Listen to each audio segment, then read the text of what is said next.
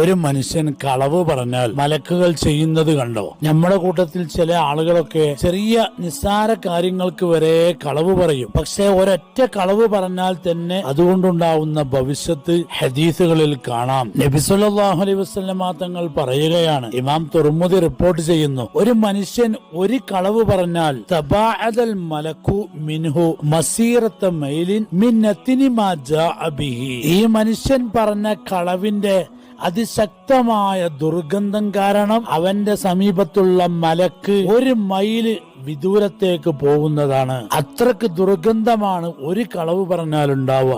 ആയിഷ ബീവി റളിയല്ലാഹു അൻഹ പറയുന്നുണ്ട്, നബി തങ്ങൾക്ക് ഏറ്റവും കൂടുതൽ ദേഷ്യമുള്ളത് കളവ് പറയുക എന്നതാണ്. ചില ആളുകൾ പച്ച കള്ളം പറഞ്ഞിട്ട് അത് പിടിക്കപ്പെടുമ്പോ ഞാനത് വെറുതെ പറഞ്ഞതാണെന്ന് പറയും. ഈ ഒരു വർത്തമാനം കൊണ്ട് ഒരിക്കലും കളവിൽ നിന്ന് രക്ഷപ്പെടാൻ സാധിക്കില്ല.